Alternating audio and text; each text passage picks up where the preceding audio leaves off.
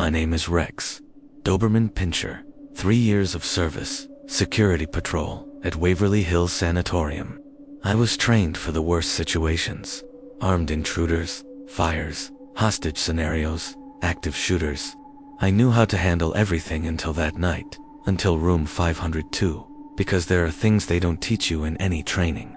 Things that have no protocol, things that shouldn't exist. And when you encounter those things, your training is worth nothing. Before I continue, if you like real horror stories told by those who lived them, subscribe to the channel and hit that notification bell. Here at Midnight Barks, every week there's a different dog, a different place, a different terror. And this story will make you think twice about working alone at night. Let's go. Louisville, Kentucky, Waverly Hills Sanatorium. Built in 1926, closed in 1961. 5 floors.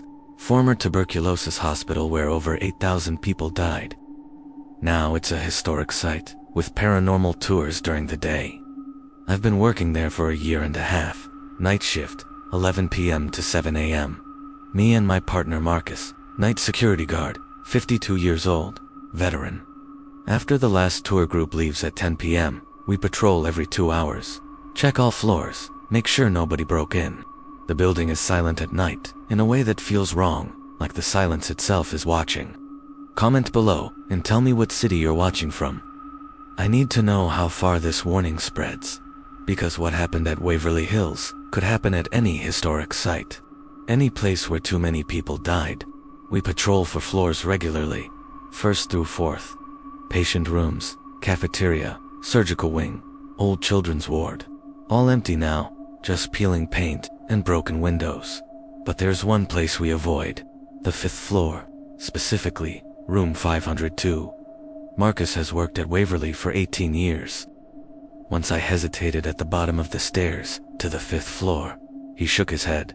No, Rex, that room stays closed. There's a reason the tours don't go up there anymore. Trust me on this. And I trusted him until that night, Thursday, January, winter, 12:40 a.m. We'd just finished our first patrol. Marcus was in the security office, drinking coffee. I was lying on the old rug, almost asleep. The alarm went off. Not the normal beep. A shrieking, urgent sound I'd never heard before. Marcus jumped up, spilled coffee on his uniform. He looked at the security panel and went completely pale. The radio crackled. The supervisor's voice. Marcus. Alarm triggered at 047, 5th floor. Room 502. Protocol requires immediate investigation. Boss, can't this wait until day shift? Marcus, protocol now. Don't make me repeat myself. Marcus looked at me. His face was gray. Rex, we have to go up there. He grabbed his flashlight, the heavy mag light. His hand was shaking. Stay close to me, boy. Real close. The building felt different suddenly. Colder. The air pressure felt wrong. Thick. Like walking through water. We reached the main stairwell. Marcus shined his light up. The stairs disappeared into darkness above the 4th floor, but I could already smell it. Not the normal Waverly smell of mold and decay. This was different. Cold. It smelled like a freezer sealed for decades and just opened. Like metal and ice and something rotting in the cold. And under that desperation, fear so old it had soaked into the walls, I whined. Marcus looked down. I know, buddy, but we got a job to do. We started climbing. 1st to 2nd, normal. 2nd to 3rd, getting colder. I could see our breath. 3rd to 4th, the temperature dropped 20 degrees. Frost was forming on the railings. What the hell? Marcus muttered. It shouldn't be this cold. 4th to 5th, the darkness at the top was absolute. Marcus's flashlight beam seemed to get weaker. Like the darkness was eating the light. We reached the 5th floor landing. The hallway stretched out, maybe 60 feet long. Doors on both sides. Old linoleum, cracked and buckled. Institutional green walls, paint peeling. Water damage everywhere. Room 502 was in the middle of the right side. The door was closed, but light came from under it. Pale, flickering blue light. Is someone up here? Marcus called out. His voice echoed wrong. No answer. We started walking. My claws clicked too loud. That's when I felt it. A presence. something massive and cold behind us. I stopped, hackles rising, growled, and turned around. Marcus turned his light back. "Rex, what is it?" The hallway was empty, but I could feel it, something watching. The smell was overwhelming now, and under it, I could smell shadow. Shadows have a smell. They smell like the absence of warmth, like the space under your bed when you're 6 years old. Marcus turned back toward room 502, but I kept looking back, because I could feel it moving, not walking, spreading, like ink in water. Marcus reached room 502. He shined his light through the small window. I can't see anything. The glass is fogged up from the inside. He unlocked it and pushed the door open. It creaked. The room was small, maybe 10 by 12 feet, empty, just bare walls, bare floor, one barred window, no furniture, but in the center of the floor was a stain, dark brown. Blood, old blood, lots of it, and on the wall. "Help us." "Jesus Christ," Marcus whispered. I growled again, louder, spun around to face the hallway, because it was closer now. I could feel it 10 feet behind us. Marcus turned. "Rex." What then? He saw it too. The shadows at the end of the hallway were moving wrong, thickening, forming shapes. Human shapes, silhouettes.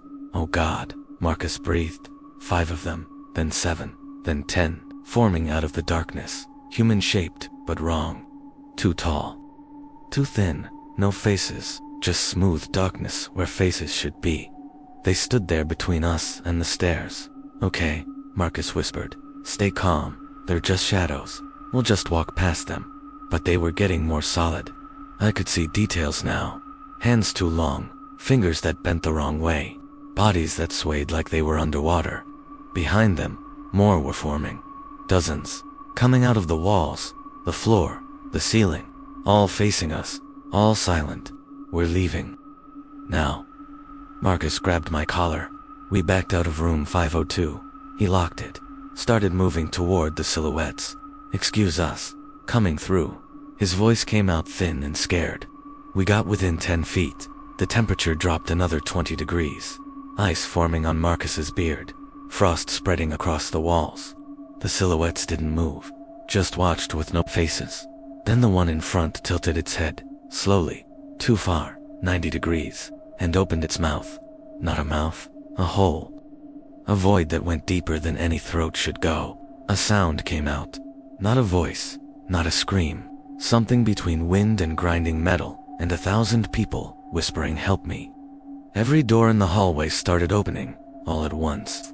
More silhouettes poured out like smoke, like water. Dozens of them, hundreds, moving toward us. "Run," Marcus yelled. We ran toward the other end of the hallway. There was a door at the end, the old service entrance to the death tunnel. 450 feet of underground tunnel they used to transport bodies from the 5th floor down. Marcus crashed through it, pulled me after him. The death tunnel, a long concrete corridor angling down steeply. Dim emergency lights barely working. We ran down. Behind us, that rustling, sliding sound, like hundreds of bodies crawling. I looked back and saw the mass. The silhouettes had merged, become one massive shape filling the tunnel, black and writhing, with dozens of faces pushing against its surface from inside. Faces forming, screaming silently, dissolving back. And it was fast, flowing like liquid, gaining on us. "Faster, Rex." Marcus was gasping. We ran past old gurneys, past graffiti that said "Don't go up," and they're still here, and 502, 20 feet behind us. 15, 10. Marcus stumbled. 5 feet. The tunnel exit. Moonlight ahead. A metal door. We hit it together. It didn't open. Locked from the outside. No. Marcus slammed his shoulder into it. The mass was right behind us. I could see hands reaching out. Dozens of hands. Hundreds. All grabbing. Marcus pressed his back against the door, shined his flashlight into the mass. The light did nothing. It just came. But then it stopped. 3 feet away. Just stopped. Like it hit an invisible wall. Then I understood. The moonlight. A thin line of silver light on the concrete floor. The mass pressed right up against that line but wouldn't cross it. We stayed like that for I don't know how long. The mass didn't move. Just waited. Patient and silent. watching with 100 forming faces. Marcus was crying. I can't do this anymore, Rex. 18 years I've avoided that floor. Now I know why. The ones who died here. The ones who can't leave. His radio crackled. Marcus, respond. Are you okay? It was the supervisor. The real supervisor. Marcus grabbed the radio. Boss. We need extraction. Death tunnel. South exit. As he looked at the mass, it started to fade, thin. The faces dissolved. The darkness became less solid. It's leaving, Marcus whispered. By the time the supervisor and 2 guards reached us 15 minutes later, the mass was gone. The tunnel was empty, but I could still smell it, and I knew it wasn't gone, just retreating, waiting. They took us to the security office. What happened up there? The supervisor asked. His name was Tom. We went to room 502, like you ordered. I didn't order anything, Marcus. I've been home since 10:30. Marcus played back the radio log. The voice wasn't Tom's. It was distorted, like multiple voices speaking at once. You're not the first, Marcus, Tom said. You're the 6th guard in 15 years who's responded to a fake call about room 502. The building does this, uses the radios, the phones, makes them think they have to go up, and what happens to them? They quit, usually same day. Can't handle what they saw. Marcus was quiet. Then, I quit. Right now, I'm done. Tom nodded. 6 that I know of. But stories go back to when the building closed in 61. Guards, maintenance workers, tour guides, shadow people, patients who died here, patients who can't leave. The building doesn't want to be empty. Over 8,000 deaths. That much suffering soaks into the walls. What's left wants company. Marcus stood up. I need to leave. Now. Marcus knelt down, hugged me hard. I'm sorry, boy. I should have refused. But when Marcus left and I was alone waiting for reassignment, I saw my reflection in the window. And behind me, standing in the corner, was one of them, a shadow person, watching me. I turned around. Nothing there. Looked at the window again. Still there. And it raised one too long hand and pointed at me, like it was marking me. Like it was saying, you saw us. You're ours now. I was reassigned 3 days later. Churchill Downs, the horse racing track. Safe, normal, but I was never the same. Before Waverly, I was fearless. Now I'm afraid of dark hallways, afraid of empty rooms, because in the silence, I hear them. That rustling, sliding sound, and I see them. In windows, in mirrors, shadow people, always watching. Marcus never worked security again. Moved to Florida. Works at a beach resort, daytime only. Won't go inside any building older than 10 years. And Waverly Hills is still there. Still operating. Room 502 is still there. Door locked. And sometimes, the alarm still goes off at 12:47 a.m. And some new guard thinks they have to investigate. I learned that there are places where death is so heavy it never really leaves. It just waits. Patient, hungry, and once you've seen it, once you've been marked by it, it never fully lets go. I still see them, every night. Shadow people standing just outside the light, watching me, waiting. This was the story of Rex, the Doberman from Waverly Hills Sanatorium, Louisville, Kentucky, United States. If this gave you chills, hit that like button and tell me, have you visited Waverly Hills? Have you been on a paranormal tour in an old hospital? Have you ever felt like something was watching you in an empty building? Subscribe to Midnight Barks. Next week, another dog, another place, another terror. And remember, if your dog refuses to enter certain rooms, or stares at empty corners, or growls at shadows you can't see, maybe they're seeing something you can't. Maybe they're seeing the ones who never left. Listen to them. Before you answer that call, before you climb those stairs, before you open that door.